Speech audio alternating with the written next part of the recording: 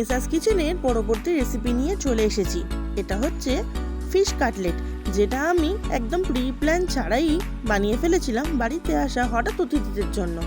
যদি হঠাৎ করে বাড়িতে কেউ চলে আসে আর ফ্রিজে থাকে যদি নানান রকমের মাছ, তাহলে সেটা দিয়েই আপনি বানিয়ে নিতে পারবেন এই ফিশ কাটলেট।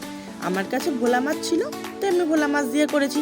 আপনারা চাইলে পোনা মাছ মানে রুই বা কাতলা যে কোনো একটু কাঁটা কম মাছ দিয়ে এটা বানিয়ে নিতে পারবেন, আর বানাতে পারবেন খুবই কম সময় আর ঘরোয়া জিনিসে। আমি প্রথমে মাছগুলোকে সেদ্ধ করতে দিয়ে দিলাম। আর ফিশ আইটেমে বা চপ জাতীয় আইটেমে আলু থাকবে না তা তো হয় না, তার জন্য দিয়ে দিয়েছি একটা মিডিয়াম আলু, গোল গোল করে কেটে গরম জলে সেদ্ধ করতে দিয়ে দিয়েছি। আর আমার কাছে ব্রেড ক্রাম্স ছিল না, তাই ঘরে দেখলাম ছিল একটা পাউরুটি। তো কী করবো, কোটিংয়ের জন্য পাউরুটিটাকেই একটু টোস্ট করে গুঁড়ো করে নিয়েছিলাম, যাতে হয়েছিল কি বিস্কুট গুঁড়োর যে কাজটা সেটা আমার এই ব্রেড ক্রাম্সই করে দেবে। যাই হোক, মাছটা সেদ্ধ আগেই হয়ে গিয়েছিল। আর মাছ একটু অল্প সেদ্ধ করবেন, তাহলে মাছের ফ্লেভারটা থাকবে, কারণ না মাছটা তো আবার কষানো হবে। মাছটা সেদ্ধ করে কাঁটা ছাড়িয়ে নেবেন। আর আলুটা সেদ্ধ হতে একটু টাইম লাগবে, তাই আলুটা আমি পরে তুলেছি জল থেকে। এই আলুটাকে সেদ্ধ হয়ে যাওয়ার পর খুব ভালো করে কাঁটা চামচ দিয়ে একদম সুন্দর করে মেখে নেবেন, যাতে কোনো লাম্পস না থাকে। আর কি কি উপকরণ লাগবে সেটা তো আপনারা দেখতেই পাচ্ছেন। এবার একটা ফ্রাইং প্যানে আমি নিয়ে নিয়েছি সাদা তেল, দিয়ে দিচ্ছি ফ্লেভারিংয়ের জন্য তেজপাতা কুচি, দিতেও পারেন নাও দিতে পারেন। এরপরে দিয়ে দিচ্ছি রসুন কুচি, তারপরে দেবো কাঁচা লঙ্কা কুচি। আপনারা যেমন যা ঝাল খান সেটা প্রেফারেন্স অনুযায়ী কাঁচা লঙ্কাটা ইউজ করতে পারেন। এবারে এগুলোকে একটু হালকা সতে করে নিয়ে এর মধ্যে দিয়ে দেবো পেঁয়াজ কুচি। এবার এগুলোকে মোটামুটি একটু ট্রান্সলুসেন্ট হওয়া পর্যন্ত একটু ভাজাভাজি করতে হবে। হঠাৎ যদি অতিথি চলে আসে আর ঘরে যদি থাকে এই সামান্য উপকরণগুলো, তাহলে কিন্তু বানিয়ে ফেলতে পারবেন চটজলদি এই দুর্দান্ত স্বাদের রেসিপি। বানিয়ে দেখবেন এত সুন্দর খেতে হয়েছিল কি বলবো। দেখুন, এটা হালকা হালকা ভাজা যখন একটু হয়ে গেছে, তখন আমি এতে গ্রেট করা একটু আদা দিয়েছি। আদাটা আমি কুচিয়ে দিইনি, হালকা একটুখানি ঘষে দিয়েছি, কারণ আদার ফ্লেভারটাও একটু থাকলে ভালো লাগে। আদাটা পরে দিয়েছি যাতে আদাটা তিতকুটে ভাব না থাকে। এরপরে দিয়ে দিয়েছি সেদ্ধ করে স্ম্যাশ করে রাখা আলুটা, আর দিয়ে দেবো বাকি উপকরণ। একটু স্বাদের জন্য দিয়েছি অল্প পরিমাণ চিনি, হলুদ গুঁড়ো, ঝাল লঙ্কার গুঁড়ো, আর দিয়ে দেবো পরিমাণ মতো নুন। এই সমস্ত কিছু দিয়ে আগে এটাকে কষিয়ে নেব। আর আমি এখানে বলে রাখি, জিরের গুঁড়ো ধনের গুঁড়ো আমি এখানে অ্যাড করিনি, কারণ আমার এটা পার্সোনাল চয়েস যে অতিরিক্ত মশলা দিয়ে দিলে মাছের এক্স্যাক্ট যে ফ্লেভারটা সেটাই চলে যাবে, পাওয়া যাবে শুধু মশলারই গন্ধ। সেই জন্য মাছের ফ্লেভারটা যদি ফিল করতে চান, তাহলে চেষ্টা করবেন একটু কম মশলা দিয়েই খুব ভালো করে এই রেসিপিটি কষিয়ে বানাতে, তাহলে কিন্তু কোনো সমস্যা হবে না, আমি কথা দিতে পারি।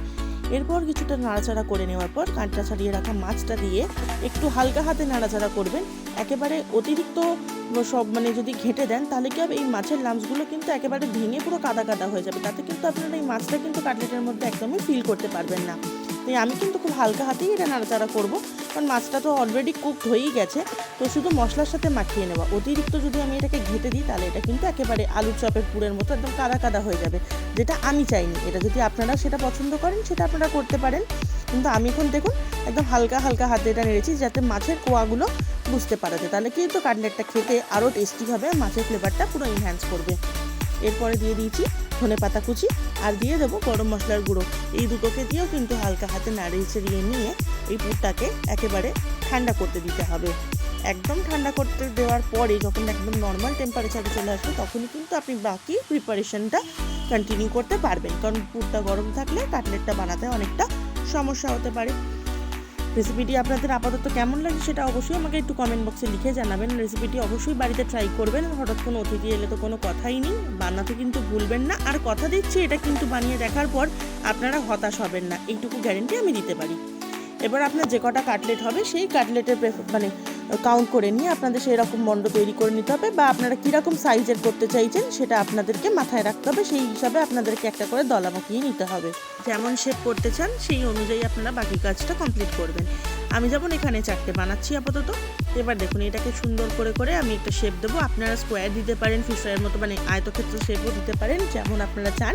আমি এখানে একটুখানি কাটলেটের শেপ দিলাম। আর এটাকে আলু থাকার জন্য এটা কোনোভাবেই ভাঙবে না, আর একটুখানি এটাকে হাতে শেপ দেওয়ার পর কিছুক্ষণ রেখে দেবেন, তাহলে আর একটু টাইট হয়ে যাবে। তারপরে একটা ডিমের ব্যাটার করে নেবেন, যেখানে আমি এটা কিন্তু করেছি শুধুমাত্র সিম্পল একটা ডিম গুলে। এটার মধ্যে আমি কোনো কর্নফ্লাওয়ার ইউজ করিনি, ডিরেক্ট ডিমের মধ্যে এটা ডিপ করেই কিন্তু আমি কোটিংটা কমপ্লিট করেছি। ডিম একটা ফাটিয়ে নিলাম একটা পাত্রের মধ্যে, দিয়ে দিচ্ছি একটু নুন আর একটু গোলমরিচের গুঁড়ো। গোলমরিচ দিতে পারেন, নাও দিতে পারেন। গোলমরিচটা দিলে কিন্তু বাইরের কোটিংয়ের ফ্লেভারটা অনেকটা বেশি এনহ্যান্স হয়। ভালো করে ডিমটা ফেটিয়ে নিয়ে ওই কাটলেটটাকে কি করব, ডিমের মধ্যে এপিট ওপিট করে ড্যাব করে নিয়ে আমি এটাকে পাউরুটির এই যে মানে ব্রেড ক্রাম্স যেটা ঘরে বানিয়েছিলাম সেই গুঁড়োর মধ্যে দিয়ে এপিট ওপিট খুব ভালো করে এটাকে কোটিং করে নেব। কোটিং করে নেওয়ার পর কিছুক্ষণ আপনারা হালকা হাতে ছেড়ে দেবেন, মানে নর্মাল এরিয়াতে রেখে দেবেন। যদি চান ফ্রিজের মধ্যেও রাখতে পারেন, তাহলে জিনিসটা খুব টাইট হয়ে যাবে। তারপরে একেবারে আর কি আছে বাকি, শুধু সাদা তেল নিয়ে নেবেন আর গরম করতে দিয়ে এটাকে ভাজতে শুরু করবেন। খুব সাবধানে দেবেন যাতে কোনো রকমভাবে ভেঙে না যায়। এবার গরম গরম তেলের মধ্যে এই কাটলেটগুলোকে আস্তে আস্তে ডিপ করে দেবেন। এখানে কিন্তু আমি কাটলেট শেপ দিয়েছি, তার জন্য কিন্তু এটা আমাকে ডুবো তেলের মধ্যে ভাজতে হবে না। আমি ফ্রাইং প্যানে কিন্তু দেখুন খুব অল্প তেলেই করছি। আর আমার রান্না যারা ফলো করেন তারা দেখবেন আমি একটু কম তেলে রান্না করতেই পছন্দ করি। তো অল্প তেলের মধ্যেই কিন্তু আমার এগুলো ভাজা হয়ে যাবে, কারণ যেহেতু এগুলো শেপটা আমি চ্যাপ্টা দিয়েছি। গোল বানালে কিন্তু আপনাকে ছাঁকা তেলে মানে ডুবো তেলে এটাকে ভাজতে হবে। ব্যাস, আর কি বাকি আছে। এবার এই দুটোকে গোল্ডেন ব্রাউন করে ভাজা পর্যন্ত অপেক্ষা করুন। আর তারপরে মোটামুটি কাঁচা পেঁয়াজ আর কাসুন্দির সাথে এটা কিন্তু টেস্ট করতে একদমই ভুলবেন না। কাঁচা পেঁয়াজ মানে স্যালাডের সাথে আর সর্ষের কাসুন্দির সাথে এটা এই শীতের দিনে গরম চায়ের সাথে যে লাগবে অপূর্ব। বানিয়ে দেখবেন, কেমন লাগলো অবশ্যই জানাবেন। ভালো থাকবেন, সুস্থ থাকবেন।